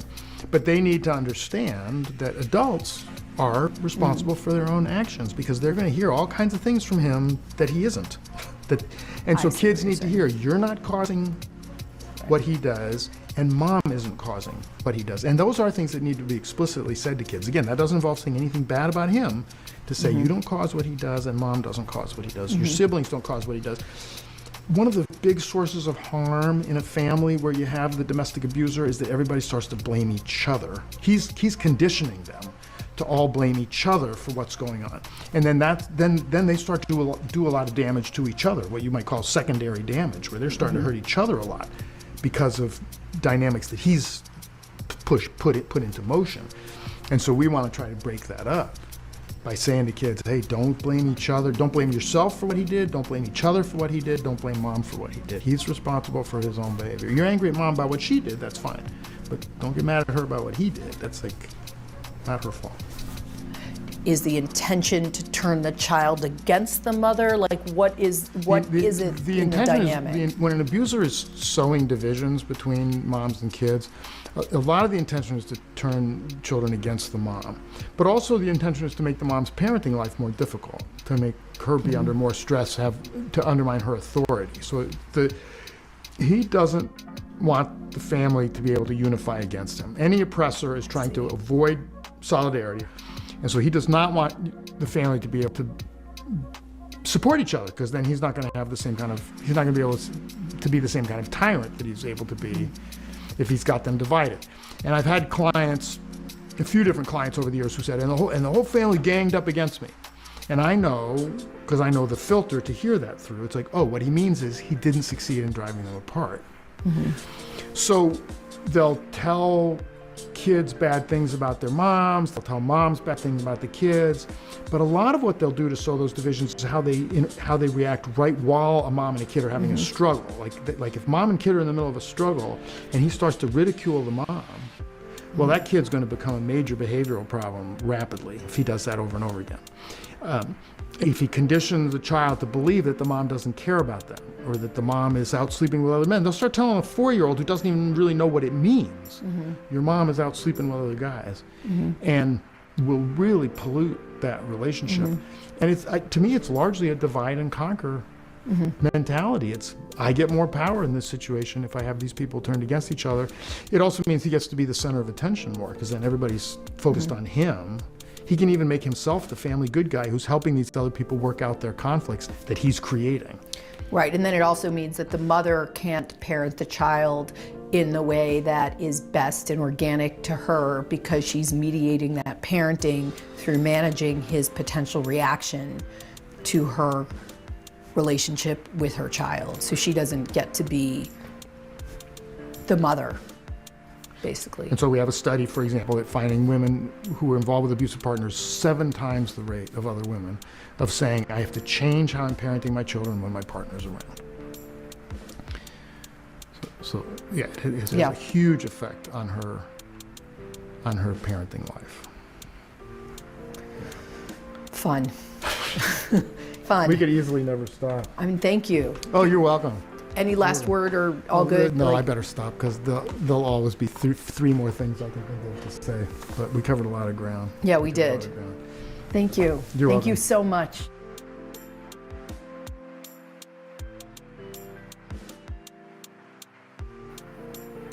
That was something, wasn't it, y'all? Child, I'll be trying to tell y'all, the spirit is the same. You'll notice they do the same stuff. The things that he was saying, he's just describing it just as, just as in general. And a lot of stuff he was talking about, like, you'll hear it in my father's sermons, you'll hear it in this book, all of it. It's the same spirit. And so I mean, he was on point. Man, that's really all I can say about it. He was really on point with his analysis about these people, you know, he was on point. You know, that's all we can say about it. So yeah, like y'all not even gonna believe what I'm in here doing. So I told y'all I wanted to transcribe that book, his book, you know. So I put his book in ChatGPT. Y'all, oh my God. I was like, we're gonna have to do a whole video about this, y'all. We're gonna have to break it all the way down. Y'all are not gonna believe what I got ChatGPT in here doing for me. Child, I was like, I told ChatGPT, I said, I'm about to paste this transcript of this book, you know, so I could take. That's a good thing about once you get something transcribed, you could, you know, use it. You can use it for multiple things, you know. So I put it into ChatGPT and ask ChatGPT, like, you know, show me where you notice like some lies, discrepancies, you know, just all the manipulation tactics that, you know, these type of people do. It was like, you know, highlight those things for me and like give me a report of what you see. Child, yeah, I promise you, I'm gonna show you what ChatGPT said, but ChatGPT broke him down. That's why I was over here laughing. I wasn't laughing at what was being said on the video. I was listening to that too, but I was also reading what ChatGPT wrote, the write-up of what ChatGPT's breakdown and analysis of that book.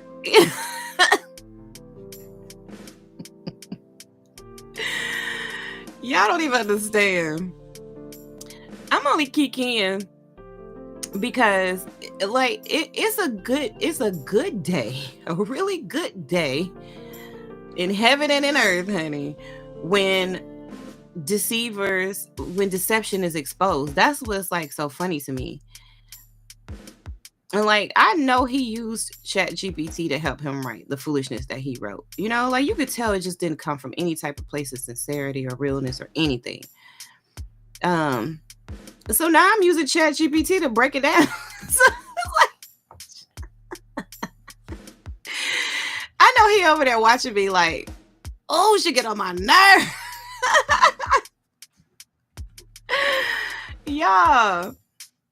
Y'all know my father over there cussing me clean out. Okay. And do I look bothered at all? Don't you? I'm over here with my blankie wrapped around like a scarf. You know what I'm saying? My bonnet and my glasses on, child. In here just doing what I do, honey. I don't know. I don't even know why my father feel like he can go toe to toe with me. I don't know why he feels like that. Like, sir, you know who you dealing with, sir. Okay. But, you know, he just keep on trying it. And I gotta keep on letting them know. You gotta wake up early in the morning, child. And even when you wake up early, you still ain't gonna be able to keep up with me, child. Even with all my issues, still can't keep up. Oh, that's a shame. You know he over there cussing me all the way out. You know, up and down and in and out and through, child. I'm getting thoroughly cussed out right now. I know it. I know it, okay?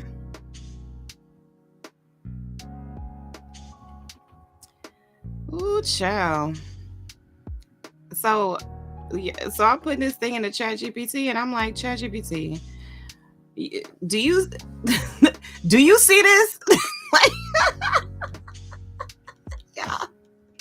That's basically what I got my ChatGPT trained. Okay. See, y'all don't know about that. Y'all like that's on a whole other level of things. You gotta train your chat. Okay, you gotta train it. And you know, so it learns what you're looking for, what you want, you know. I'm telling you. Just stick with me, child. I'm gonna learn you something. But y'all, ChatGPT, when I tell y'all ChatGPT is in here breaking him all the way down to the lowest common denominator, child. Oh, I can't wait to show y'all this. Oh, I cannot wait.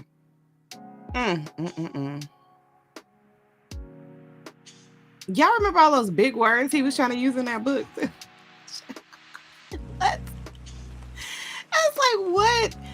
Like, I'm over there stumbling over the words. You know what I'm saying? I think I'm a fairly intelligent, person. And I was over here like, dude, nobody talks like this. Like, nobody knows what this means, but that's the whole point, y'all. That's the whole point. He used those words. Like, he didn't use them. You know what I'm saying? He allowed ChatGPT to write for him. I mean, which is fine. It was like, use your resources, but don't use don't do it like that. Like, you can't do it like that. Like, you gotta change it a little bit. You gotta make it your own. But yeah, he didn't. He was like, we're gonna go with this because the people gonna think I'm real smart now. Like, they ain't gonna know nothing, honey. Like, that's what it was giving. And it's just like, dude, come on, like, just stop it already. You don't preach like that. Like, just talk like you preach. I mean, that's messed up too, but I mean, at least it's authentic to, like, how you've been presenting yourself. So, like, just stick with that. Because you're looking real crazy with these words that I know you don't even know how to pronounce. Because I don't even know how to pronounce them. Okay? I'm serious. Y'all ask him to read his own book. I bet you won't read you some passages out his book. Ask him, y'all. Who gonna ask him? Who gonna ask him? Okay? Look, I say you a freak book. You go over there and ask him. Okay? Go over there and ask him to do an audiobook for you. Or no, just say, can you read a couple passages from your book on Sunday where you over here so-called preaching? Like, read a couple of them passages for us, Pastor.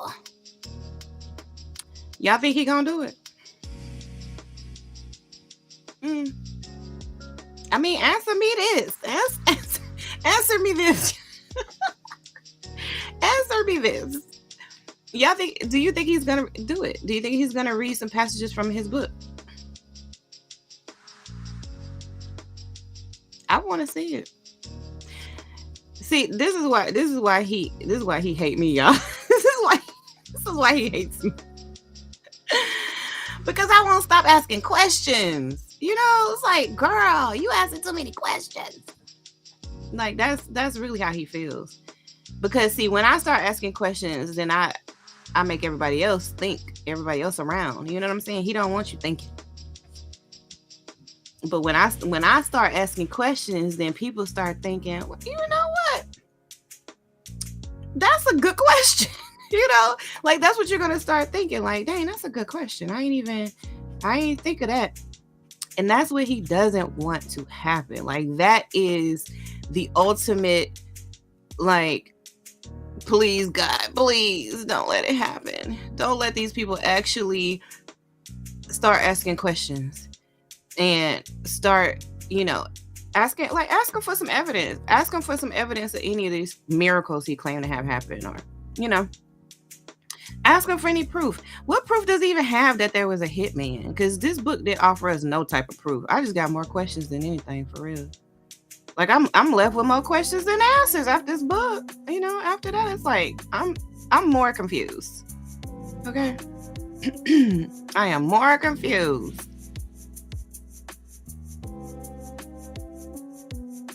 But that's the whole point, y'all. That is the whole point.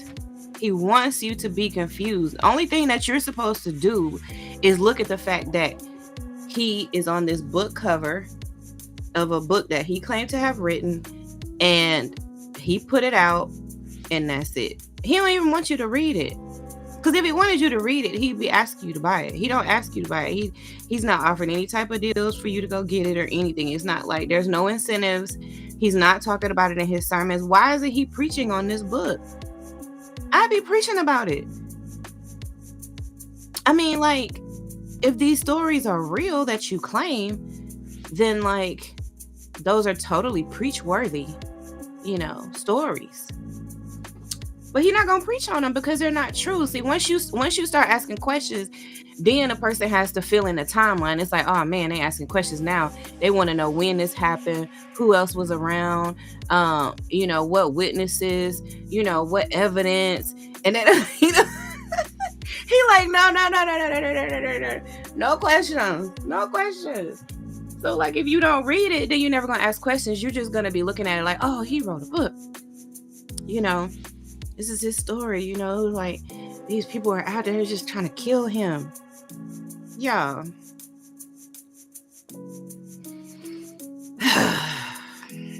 But this is the, this is something that I've dealt with my entire life. And my discernment wasn't always on point like it is now, where it's like I can openly question stuff and I'm confident in knowing that this doesn't add up, But growing up, y'all, I was so confused. Like, it was just like, this don't make sense. But in a child's mind, you even feel some ways about like questioning it. Like, how you gonna question your parent when they're saying that their life is in danger? And you can't be like, well, is it really? Well, how do you know? Well, who is it? Where are they? I've never seen anybody. You can't say that, because then you're just gonna be like, well, you're a kid. You don't know. You're not paying attention. And that's what it like. He would attack us basically, like if we didn't notice stuff that he claimed to have noticed, like a suspicious car that passed by twice or something, or somebody who walked past and looked, then it's like, we're supposed to be like, oh man, this person just walked past and looked, or I saw this same blue car, and it just be like, it is just like a blue car. It's not even anything that was like noticeable or anything. And plus, like, you're a kid, you know what I'm saying? So it's like, no, you're not going to really be thinking about that. It's just like, why was saving his life our obligation? And even to this day, I think he still feels very much done wrong, that the people that were supposed to make sure that his life was what he wanted it to be failed him, I mean, but never taking into accountability or responsibility that, dude, you're responsible for, creating your own life that you want, And you're also responsible to not do harm to other people in your quest to obtain the life you want, Yeah, you have an obligation to not hurt other people too. Because you could pursue your dreams, but when you're, when your dreams are harmful to people, then no, you can't pursue that. And no, you don't have the right to make me help you do it either. No, I won't be a participant to that. Nope. I decline. So, but those are the things. Those are the types of things that these deceivers don't want you to think about. So y'all, ChatGPT though broke it down. So it's giving me. I'm on chapter 6 analysis now. Well, like it just finished putting in chapter 6 analysis. It's giving me the emotional manipulation and the theatrics. What he wants readers to feel, the tone and the language choices, possible deception tactics, key discernment markers, contradictions and rewritten history, red flags, possible deception tactics here. The assassination tips, it talks about that. Like, what question, like, did it even really happen? And what else? selective omissions and deflections, predictive patterns. Like what he's trying, like his goal, his motive, what's his end result, what is he trying to accomplish with with the stories that he's telling and how he's telling them. Look, it says chapter 6. Remember, I was talking about chapter 6 the other day. I was like, this last paragraph on ChatGPT says, this chapter paints an extreme picture of paranoia and control, wrapped in a self-aggrandizing narrative of heroism. And then look, ChatGPT was like, post the next chapter when ready. We are exposing the deeper manipulation layer by layer. I told y'all, my ChatGPT don't play, okay? My ChatGPT and your ChatGPT are not the same. Okay? Because see, me and my ChatGPT is on one accord, okay? Like, we both got discernment. Because I'm like, ChatGPT, what are you seeing in this? Like, what's going on here? What are you picking up? You know what I'm saying? Are you picking up what's being put down here? I'm telling y'all. I can't wait for y'all to read this. So now I'm about to put in chapter 7. So what I'm having to do is like go in and put in the transcription as I read it. But I made some mistakes while I was reading it. And so I'm trying to get to erase the mistakes so it doesn't have to try to read the mistakes that I made. It didn't look like there was very many in this one. But like, I was making mistakes, y'all, because this is not normal everyday language, Like, this is not normal everyday language by any means. I mean, you don't want to sound too. And see, somebody even talked to me about this. Not talked to me, but like just made this comment in my first book. And she was like, well, I had to look up some of those words. And like, I didn't like that, Not that I'm saying I don't like that on her part. I'm saying I don't like that for me, because I want, I don't want to, like, for lack of a better term, dumb it down or anything, Not that I'd be dumbing it down, just be using everyday, pretty much everyday vernacular. But I didn't like that because in my mind, that's going to be a communication barrier. And that's going to be a barrier between someone being able to really comprehend what I'm saying in my book, versus them not. And I don't, I just don't want there to be, any barriers, especially if I can help it, and I can help that. So like for the next book, the language will be as simple as possible without, sounding, like a kid's book or something, you know what I'm saying? So, but yeah, so I don't like that, it's important to me for people to understand than for me to sound like I'm educated, So, so for the next one, I'm going to just be more cognizant of that. So, I'm a reasonable person, I people can come to me and talk to me and air out their grievances. I'm not gonna say that I'll never like get hurt or anything like that. Like, I might even get in my feelings. But I always tend to, at least now, since I've matured a lot and, have really just become more confident in my gifting and my purpose, that now I'm able to handle it better when people have grievances, or constructive criticisms. I really don't get too many grievances, but when people have constructive criticisms, I'm like, okay, girl, thank you for telling me that. I'm gonna change that, because why not? Why not? Why wouldn't I change it? Why wouldn't I? I think, I think some people that may not really know me don't really know, that I'm a pretty reasonable person, And I wonder why. Is that like, I definitely don't want to be giving off anything, but, sometimes people are a little do have like misconceptions, but I think it's important to, like if people have misconceptions of you, are they really misconceptions or is that really what you're presenting? Like it's kind of like it'd be nice if you just think about that, Are they valid in what they're saying, in their analysis of me, in their constructive criticisms of me? Is it valid? Maybe it is. I'm just saying I'm not too proud to do the analysis, I don't want to keep doing things that are like harmful to people or that don't make my life better. You know what I'm saying? Like, and not just like mine. Like I don't want to do things that just don't make sense to do. That just doesn't have a purpose that moves anything or anybody forward. It's like what I just seems like a waste of time, And the way my health is set up, you know what I'm saying? Like I just don't want to waste time with that type of stuff.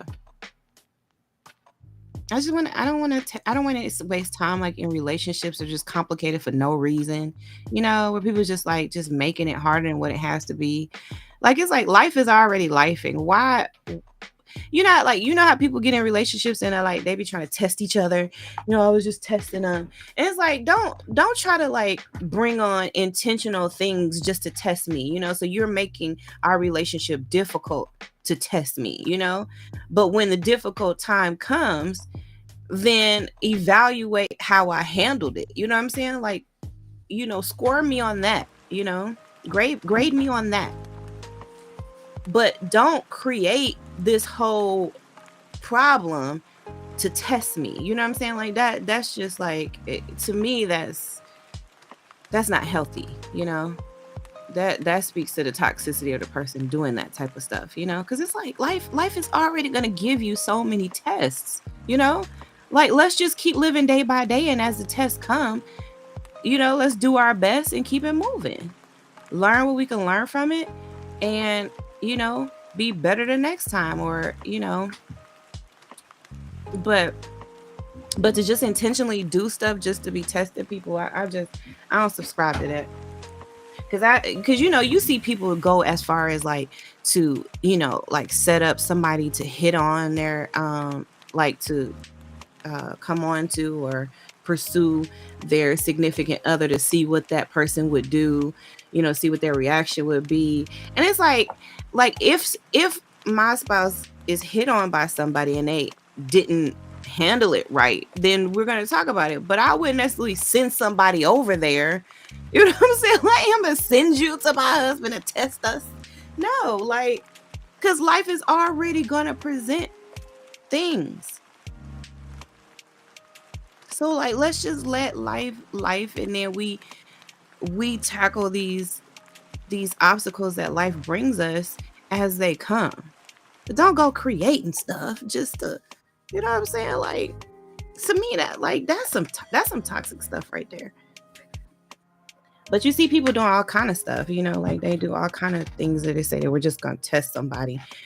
And not that all tests are bad, don't take it that way, but it's just sometimes we do things that are just a little senseless, we just don't really doesn't really serve us well. I want to get I got an appointment, y'all. I got an appointment. Ay. Yeah, why does it seem like it's just always something that needs to be done?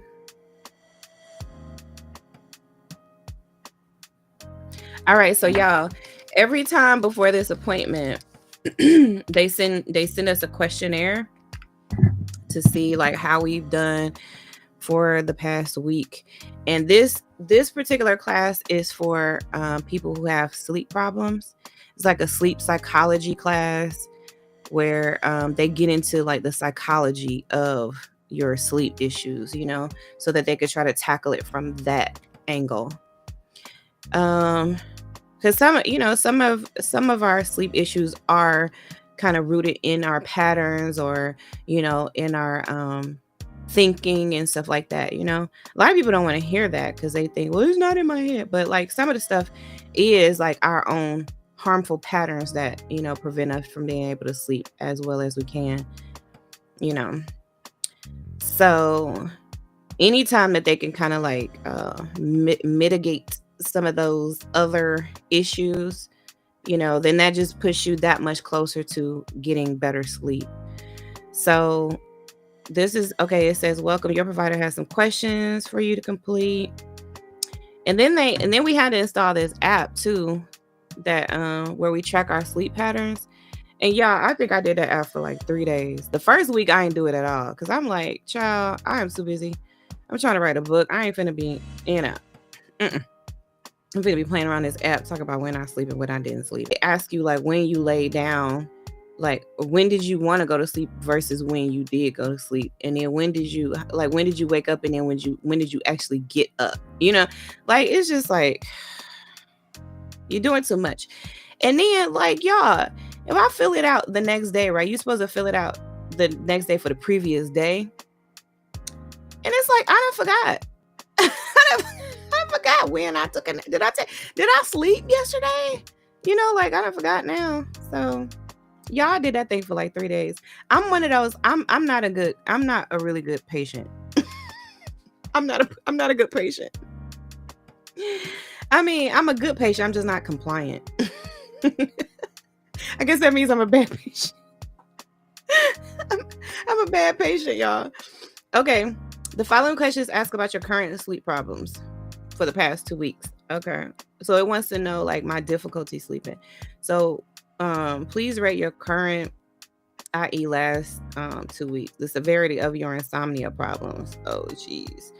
What am I going to say about it? What were they this past, like as far as my insomnia problems? I would say they were probably more moderate this past. I think mine was more on the opposite end of it. I could barely even function. It's like, it was like when I went to sleep, it was like, have you ever been sleeping? You have like this intoxicated feeling, but you're not intoxicated. It's like you wake up feeling like, I don't know, feeling like off. Okay. Difficulty staying asleep. That one was kind of severe. Even though I felt like I was sleeping a lot, I wasn't really getting like quality sleep, and I constantly toss and turn because like body aches and stuff like that. Problems waking up too early, not so much. How satisfied or dissatisfied are you with your current sleep pattern? Dissatisfied. How noticeable to others do you think your sleep problems is in terms of impairing the quality of your life? I think it's mostly my husband notices more than anybody else, but he's the one I'm around more than anybody else. When I'm like this, I'm not around anybody, And then, let me see. And then, y'all, I also have to factor in the fact that I am like writing a book and releasing it, in a few months, several months, couple 3-4 months, and so that's going to also affect my sleep too. Okay. So how worried or distressed are you about your current sleep problems? Much. To what extent do you consider your sleep problems to interfere with your daily functioning? Oh God, much.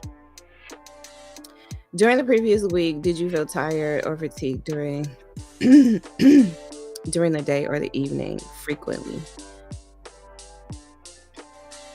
It's so funny. Sometimes I'll be thinking like these people probably don't even have any type of clue of like the struggle, the struggle.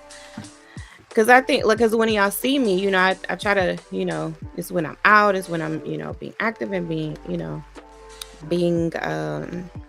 being me, I guess.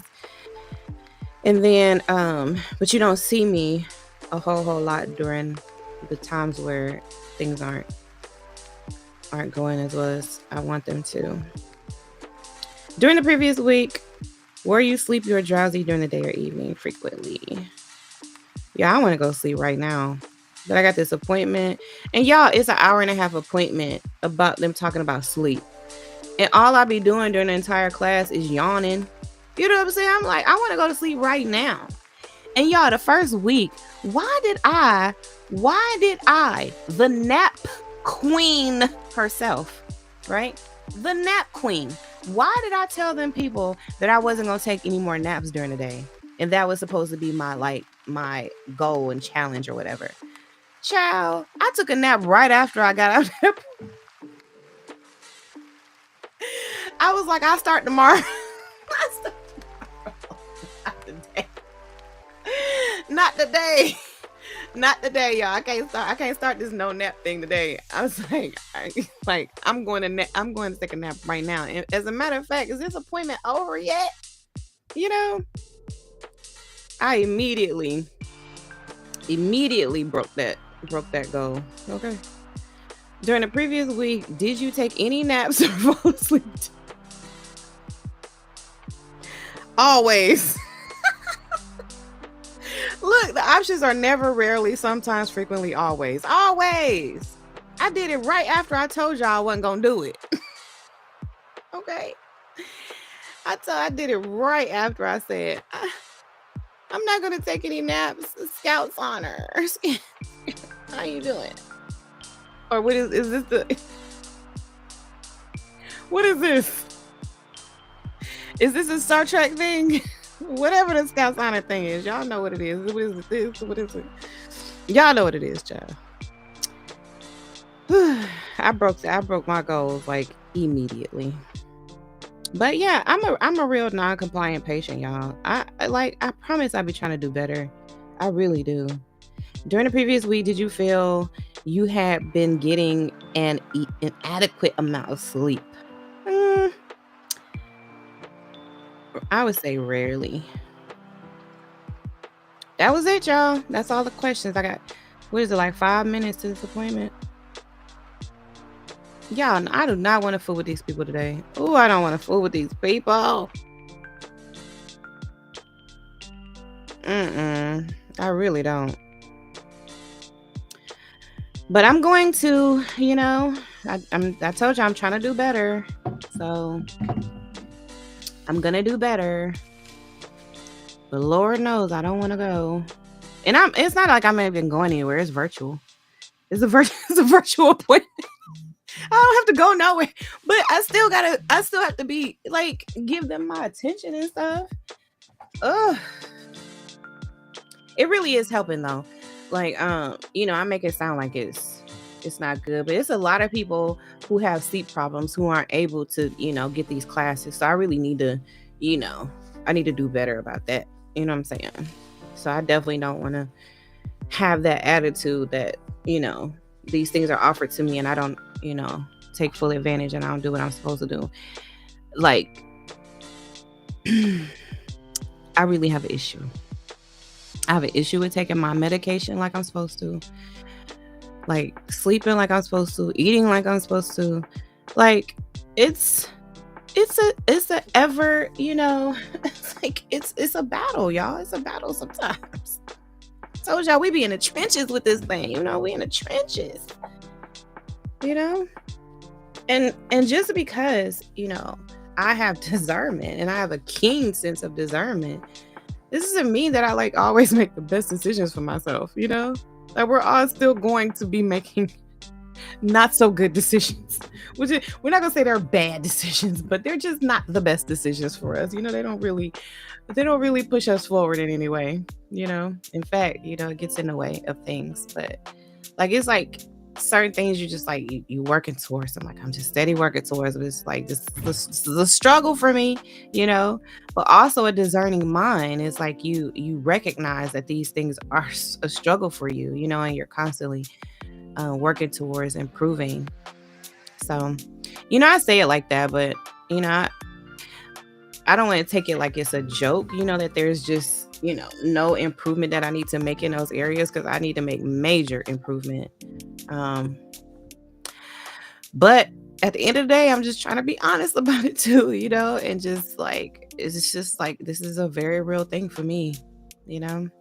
In fact, I filled up my medication thing, y'all. Like, what is it? When did I do? I think like mid-January. I still got medication in there that has not been taken, and it's only a month-long thing, And it's like sometimes like the like my brain is just so foggy, and sometimes the days run together, and I don't, and it's hard to keep up with the days, and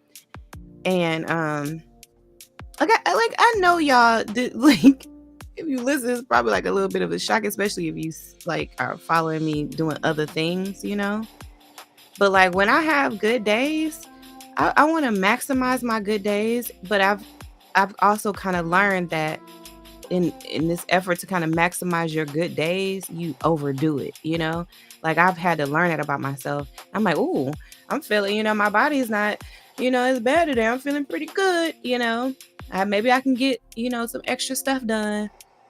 And but like doing that might actually set me back a little bit, It's just like just so much to think about sometimes, But anyways, thank y'all for hanging out with me. I guess I'll go ahead and dial into this appointment, and just steady be trying to make improvements in these areas of my life that need improvement. And I just encourage y'all to do the same, just keep steady moving forward, still steady making improvements in your life where you see the needs are. Do that for yourself and do that for the ones that you love. And I will just talk to y'all later. Remember, you are important to me. I need you to survive. I love y'all. Bye-bye for now.